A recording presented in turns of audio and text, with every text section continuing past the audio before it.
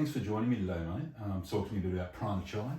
A big fan of you guys, so appreciate the chance to have a bit of a sit down and chat. Oh, thanks. Yeah, mate. I would love you to tell me a little bit about what's Prana Chai. Where did you guys come from? Well, it started in one of our cafes many years ago. We were buying in a chai, and we thought we could offer a better product. Yep. So we started making it ourselves. Love that. And a couple of guys that used to frequent our cafe had a coffee shop in Balaclava, Las Chicas, and they sort of would drink it out, and they were at our place, and then eventually said, "Oh, could we sell it at our cafe?" And we said, "Yeah, all right, okay, we'll just make a bit extra, and we'll just make it in pasta pots and put it in plastic bags." It was very unofficial, and then a couple of other local cafe owners sort of heard about that and asked if they could use it too, and it was very unofficial, and it just sort of grew organically. Was that organic kind of growth thing? Yeah, and I love that. Karai was not involved at that point. There wasn't even Prana Chai before then, but he was a customer and he saw what was happening, and he went out on a delivery run one day with Vincent, my best mate and business partner, and he enjoyed it so much, and he sort of said, "Guys, you got something great here. Why don't you brand it and make a business out of it? Let everyone have access to it." Yeah, get a website, do all the things that you're supposed to do when when you've got a side hustle. Yep. But we didn't have the time, so we sort of said, "Well, if you do it, you can join." And he sort of did all that stuff and sort of founded Prana Chai with us. Yep. And the rest, I suppose, is history. Yeah. That's great. So it was really one of those situations where you started making something for the passion or the love of it, and then it grew from there. Correct. Yeah. That's great. And still do it for the passion and the love. Still love the industry. Been in the industry my whole life. Yep. Grew up in it. My parents were in the industry, and it's just great to be able to do something I love. In the industry I love. So it's still really a labour of love. Terrific. But obviously on a much bigger scale now. Yeah, I was gonna ask. That's coming from where you've come from on starting brewing chai, pots and pans, selling it to local cafes, that sort of thing, to where you are now. What's changed? How do you make it? I'm curious.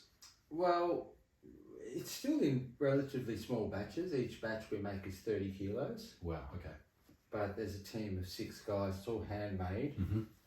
And it's basically we just get the ingredients, all the spices and tea, put it in a tumble mixer, add the honey, and scoop it up and put it in a bag. Very simple, very basic. The art is in, obviously, the spices and the tea that you buy. Sure. And keeping on top of the flavour profile and adjusting the recipe all the time, because you get different spices with different levels of volatile oils, so you need to adjust the recipe to keep that same profile. So it's so not much has changed in terms of it sounds like it. It's that original recipe still and process, but you've scaled it. Yeah, scaled it. It's become very popular. I think we got in. Well, we started it at a time when the specialty coffee thing was really booming. Yep. It was just starting. Early days for that. Yeah, like a third wave, as they call it, was happening. And what we had faith in was the fact that, well, as that happened, and as customers, the majority of customers were serving a really quality coffee, and that third wave really penetrated, then, obviously the next step is to have other high quality products. That's right. Yeah, sure. We always sort of say to people, look, you've got, specialty coffee that's roasted by a professional person. It's made with care by a barista. Yeah. There's so much science involved, and you hand it over to your customer and they pay $5 for it. Yeah. Now, or $6, whatever it is these days. Yeah. Now that the person that's sitting with them that wants a chai, well, why should they get a substandard, cheap, syrup-based, sugar-based chai? They deserve as much respect as that coffee drinker. So that's where we sort of said, well, we want to be able to do that. And it's become very popular because that's the playing field at the moment. You can't just have good coffee. You need to have all your products and all milks, everything. You need to have everything good quality. People expect it. And right the way through the supply chain, don't you? Like you said, like from the making of the chai through to the barista who's making it. Yeah. And the way it's presented to the end, to the customer who's paying their hard-earned for it. That's right. They deserve you get the quality all the way through. I'm always curious about the barista side. Does the way that they prepare the Prana Chai in shop, I assume that has some effect on the profile of it and the final drink? Look, you got to treat it with respect. You have to, there's a way to do it, I guess. Yeah, I mean, look, every barista, like coffee, they got their own little way. And, we encourage that. We say, look, they're your customers. You need to, and so it does have that flexibility, but you always need to treat it with respect and brew it properly. And I think that's also another thing that's changed recently. When we first started, people would say, "Oh, it takes too long to brew a chai." Prana Chai. Yeah. So that was an education piece we had to really work on and sort of tell people, well, no, if you before you do prep and let the chai brew in a little bit of water while you're steaming the milk. Make sure you do this first, and it'll work into your service flow. Sure. And it's got to the point now where it's so ubiquitous now. That's right. It really is. Anymore. You never get it. I was visiting a user of ours in Melbourne the other day to drop by and have a chat, and I'm a pretty big chai drinker. I am, and they served me a Prana. And it was seamless. It seemed for the barista compared to 10 years ago. Yeah, it's quicker than making a coffee. Yeah. In the beginning, it was slower than making an instant chai. Yeah, sure. So that's where the perception came. So we had to change that conversation to, well, it's actually quicker than making a coffee. Yep. And because you serve it, we offer these for free, and because it's served properly and nicely. Right, you supply this to the cafes who use Prana. Yeah. Then the customer gets that experience, and they're able to charge more. So that's something that we try to do. We try to support the cafes. There's no point. Yeah, sure. There's no point buying things with very low cost of goods and making loads of margin if it's not a product that people are going to come in for and buy. There's no point making lots of money on something you can't sell. Yeah, great point. So we try to get something. We don't look at the price of our spices. We try and get the best stuff we can. Yep. Put it into the bag, and we just say to our customers, look, this is the best we've done. That's what we do, and we encourage them. We say, look, try it next to a couple of others.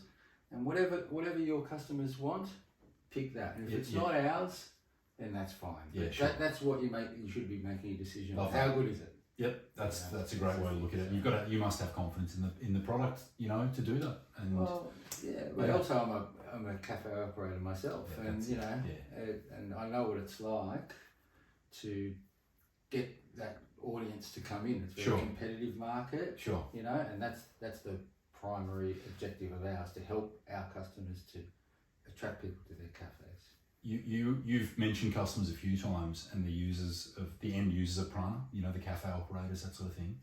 I get the sense from speaking to some of the people I know who use Prana and have for quite a while. You're big on those relationships with the cafes who use you, particularly early on. I think you guys were delivering. I think I've heard some stories about you guys delivering Prana by hand to the first few cafes who used it. Still do. How's that gone as you guys have scaled? Because you serve a lot of cafes now. It's really difficult. It's really difficult to have drivers and delivery guys and reps on the road bringing it out there, and it doesn't make any financial sense. But you know what? We want to do it. We want to do it. We want that person who's coming in to deliver that product to be a serious part of the team and not just a courier. Sure. And we want to, be in contact with our customers all the time. It's a bit old-fashioned, but you know what? We find it works for us. It's hard to do, but it's definitely worth it.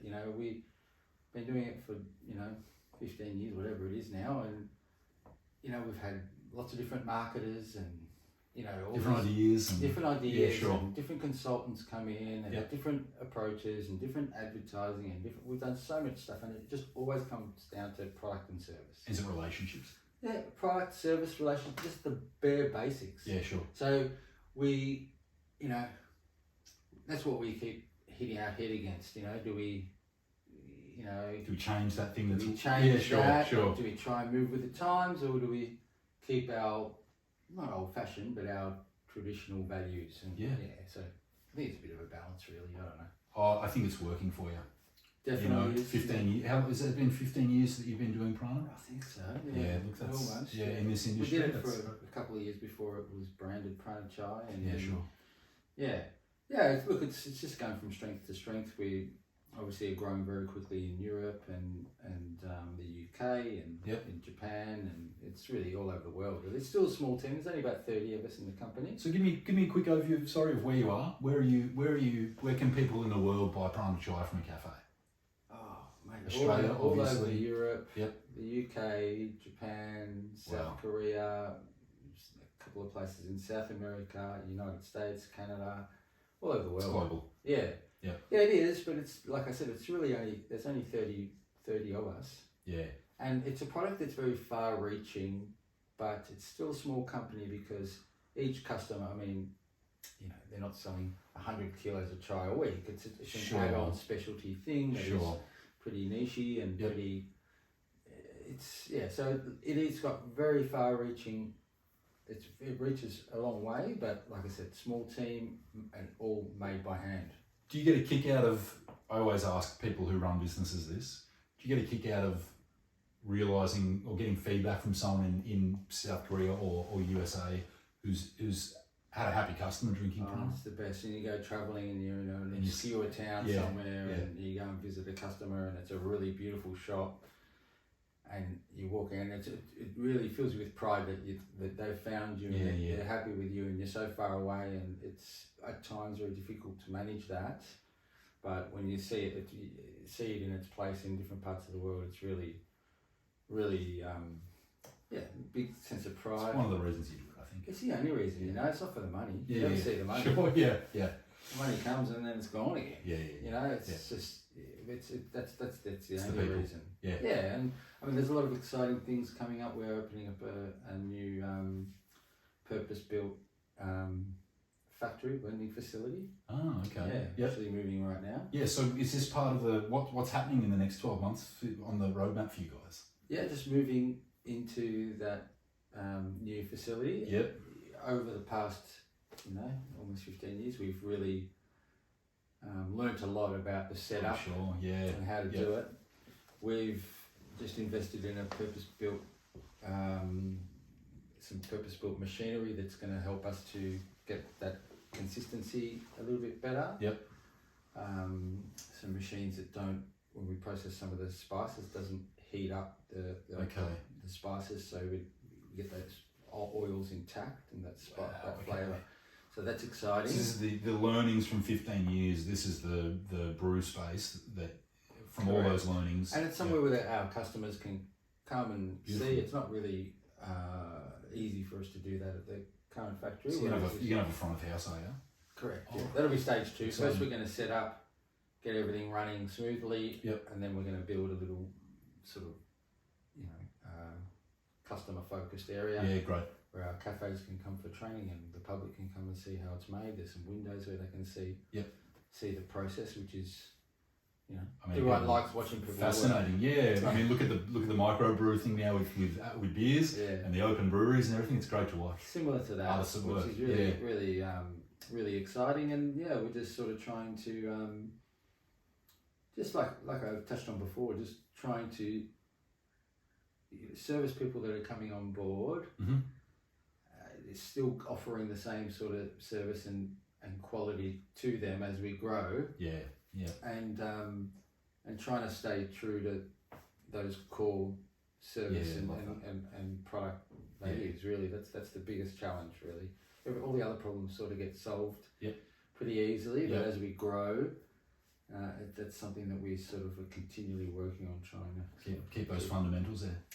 Yeah, that's what it's about. I think. That's great. Yeah. And look, if anyone, how can people get in touch with you? How can people? Pranachai.com. Yeah, there's links there to wherever you are in the world. Great. And we'll come out and see you. We've got reps that can come out and have a chat, and there's a whole heap of training and and support that goes along with it. Yep. More than happy to speak to anyone, you know. Yeah, love that. Absolutely, that's what we do it for, isn't it? Yeah. All right, that's great. Look, thanks for coming in. Really good to speak to you. Thanks for having me. All right, we'll see you soon. See you soon. Ta.